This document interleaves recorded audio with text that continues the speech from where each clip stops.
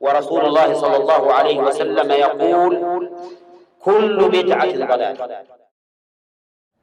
As for the question, if I cannot decide which evidence is stronger, how can I decide which scholar to listen to? What is the ruling when choosing different evidences and following a particular madhab? Then it should be understood, Hafidakumullah, that the people are of different levels. There are three groups of people as it relates to this. One, the mujtahid, the scholar that has the tools of al-ijtihad. They have the ability to derive rulings directly from the text of the Quran and the Sunnah.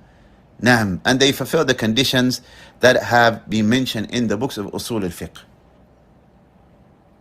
Naam. The second group of people, Tullab al-Ilm, the students of knowledge who have the ability to compare the statements of the scholars about a particular matter. They do not possess the tools to allow them to derive rulings directly from the text of the book and the Sunnah. They're not mujtahid. However, they are able to research. They have the qudra upon bahth and tahqiq. These individuals don't have to blind follow any of the scholars. Rather, they can research the matter and take the position that appears to be in agreement to the text of the book and the Sunnah. What is referred to by Ahl al-Ilm as al-qawl al-rajih, the strongest stance in a particular mas'ala. The third category of people, the awam, al-ami, the common person, they do not have the ability to perform ijtihad, independent scholarly research and deductions, nor are they a student of knowledge that can compare the statements of the scholars. They're a common person, al-ami. This category, the third category, they ask the scholars of at-Tawheed and as-Sunnah. They ask the scholars of at-Tawheed and as-Sunnah. Allah subhanahu wa ta'ala, He said in the Quran, فَاسْأَلُوا أَهْلَ الذِّكْرِ إِن كُنْتُمْ لَا تَعْلَمُونَ. Ask the people of knowledge if you do not know. Yes, ask them. It's important to note here, if they take a position of a scholar that they trust, a scholar of the Sunnah, naam. Or, for example, they adhere to a particular madhab. They grew up in Saudi Arabia, for example, and they learned the Hanbali madhab. Or they grew up in Pakistan, and there were Ahl Sunnah there who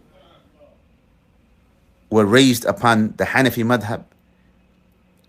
Then, following a madhab, according to a number of scholars, is not forbidden in itself. What is forbidden is rigidly and blindly adhering to the madhab when it is clear that it goes against the text of the book and the Sunnah.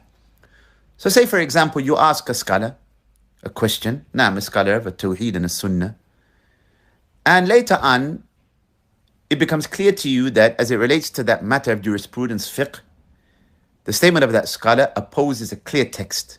It becomes clear to you. Then it is obligatory upon you at that moment that we all submit to the text. Naam. That which is censored is a ta'assub al-a'ma, blind allegiance and blind following to a particular madhab or a particular individual. Naam. With regards to when the scholars, they differ, for example, the time that we are living now, and there comes an issue and the scholars of the Sunnah amongst themselves, they disagree. Then what do we do? And you want to ask a particular question, you ask the scholar that you believe to be most qualified and most suited and most trusted and upright as it relates to your issue. Now, Wallahu a'lam wa jazakumullahu khairan.